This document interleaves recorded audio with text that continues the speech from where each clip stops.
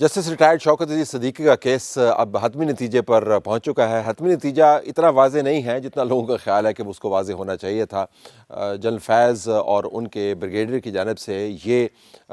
جواب دینا کہ اس تمام قصے میں جس قصے کی بنیاد پر جسٹس ریٹائرڈ شوکت عزیز صدیقی کو ریٹائر کیا گیا، اس معاملے کا کوئی ذکر ہی نہیں ہے جس کو بنیاد بنا کر انہوں نے تقریر کی، یعنی ان سے یہ سفارش یا ان کے اوپر یہ دباؤ کہ مقدمات کا خاص طریقے سے فیصلہ کریں، اور 5 سال کی جو محنت کی جا رہی تھی نواز شریف اور ان کی بیٹی اور ان کی پارٹی کو نکرے لگانے کے لیے، وہ ضائع ہو جائے گی اگر شوکت عزیز صدیقی صاحب نے فیصلے میرٹ کے اوپر کیے۔ وہ معاملہ نہیں تھا، معاملہ کچھ اور تھا۔ تو برڈن آف پروف جو ہے وہ جنرل صاحب نے جج صاحب کے اوپر پھینک دیا۔ جو کورٹ کے اندر ابھی تک پروسیڈنگز ہوئی ہیں اس کے اندر شواہد کے بارے میں بڑی بحث ہوئی ہے کہ اصل ایشو یہ ہے کہ اب آپ ثابت کیسے کریں گے کہ جنرل فیض نے جسٹس صدیقی کے گھر میں بیٹھ کے ان سے کیا ڈیمانڈ کی، ان پر کیا دباؤ ڈالا، اور اس دباؤ کو نہ ماننے کی پاداش میں شوکت عزیز صدیقی کے ساتھ کیا کچھ ہوا۔ اب اس کو آپ نے میٹیریلی ثابت کرنا ہے۔ فیصلہ محفوظ کیا ہوا ہے۔ 3-4 چیزیں بہرحال ثابت ہو گئی ہیں۔ نمبر 1 کہ معاملہ اتنا سادہ نہیں تھا جتنا بتایا جا رہا تھا کہ وہ تو ہم نے سڑک کھلوانی تھی اور وہ ہم نے جج صاحب سے جا کے اور کچھ باتیں کرنی تھیں۔ ڈی جی سی اور ان کے بریگیڈیئر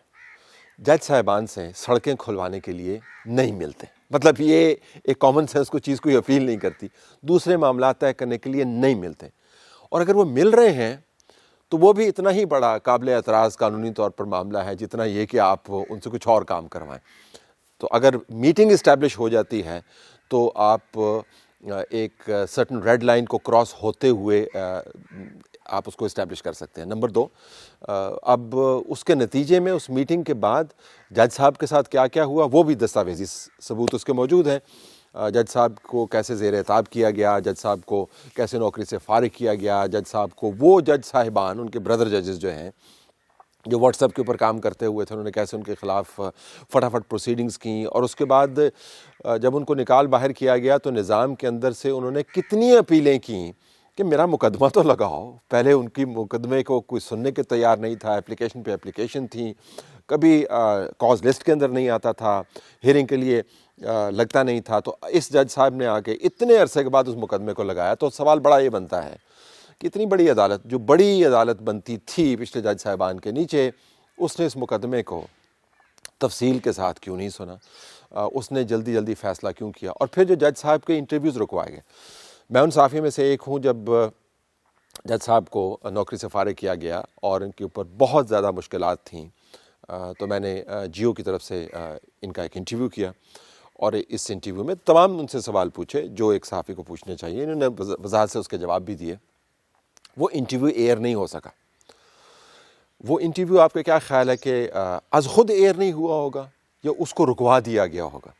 یہ تو انتظامیہ بہتر بتا سکتی ہے۔ اگر مجھ سے پوچھیں صحافیانہ طور پر تو وہ انٹرویو اس وجہ سے ایئر نہیں ہوا کیونکہ اس وقت جج صاحب نے وہ تمام باتیں اس انٹرویو میں ریکارڈ پر کی تھیں جو اب وہ کورٹ کے سامنے کرتے ہیں، اور کورٹ ان سے دستاویزی شواہد مانگتی ہے۔ تو جج صاحب کی فیملی کے ساتھ جو کچھ ہوا، جج صاحب کو کس قسم کا ٹریٹ کیا گیا، اور اس کے بعد ان کے خلاف جو کیمپین چلائی گئی، ان کی شکل کو گم کر دیا گیا، عدالت میں سے بھی گم کر دیا گیا اور میڈیا سے بھی گم کر دیا گیا۔ یہ تمام کام آپ کا کیا خیال ہے اس وجہ سے ہو رہا تھا کہ انہوں نے ایک سڑک نہیں کھولی تھی؟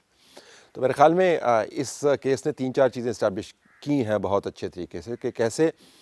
بڑے بڑے عہدیداران اپنے ہاتھ سے عمران خان کے لیے آٹا گوندھ رہے تھے، اپنے ہاتھ سے اس کے لیے پیڑے بنا رہے تھے، اپنے ہاتھ سے اس کے لیے چپاتیاں لگا رہے تھے، اپنے ہاتھ سے چپاتیاں اس کو کھلا رہے تھے کہ بعد میں وہ ان کو چپاتیاں کھلائیں۔ اس نے چپاتیاں نہیں کھلائیں، اس نے چپتیں رسید کرنی شروع کر دیں، اور اس کے بعد وہ لڑائی بڑھ گئی۔ یہ تمام کا تمام قصہ شواہد کی بنیاد پر نہیں، کامن سینس کی بنیاد کے اوپر ایڈریس ہونا چاہیے، اور اگر ہم ایڈریس نہیں کر سکتے تو کم از کم وہ تمام فائنینشیل زیادتیاں جو کی گئیں جج صاحب کے ساتھ، جو تمام نقصان ان کا کیا گیا، اس کے اوپر کچھ مداوع ہونا چاہیے۔ لیکن کیس کو سیٹل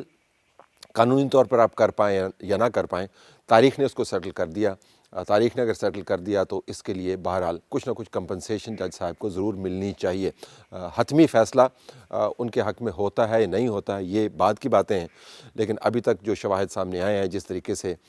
فورس کیا گیا ہے ان لوگوں کو جو پاکستان کو اس وقت چلا رہے تھے اپنی ایک انگشت کے ساتھ کہ وہ اپنے بیانات دیں اور اس کے اوپر اپنے آپ کو کمٹ کریں. میرے خیال میں یہ بھی ایک انصاف کی کیفیت ہے. ہم واضح انصاف چاہتے ہیں لیکن جب واضح انصاف دھند کا شکار ہو جائے تو تھوڑے بہت انصاف کے اوپر گزارا کرنا چاہیے. ہم گزارے والے انصاف کی توقع اس سپریم کورٹ سے نہیں کر سکتے، لیکن ہم یہ ضرور کہیں گے کہ اگر شواہد کم ہیں تو گزارے والے انصاف کے اندر سے کچھ ایسا پہلو نکالیں کہ ہم تاریخ کے سامنے سرخرو بھی ہو سکیں اس کیس کے حوالے سے، اور وہ لوگ جو اس کے وکٹم ہیں یعنی جج صاحب وہ محض گزارے کے اوپر باقی زندگی نہ گزاریں.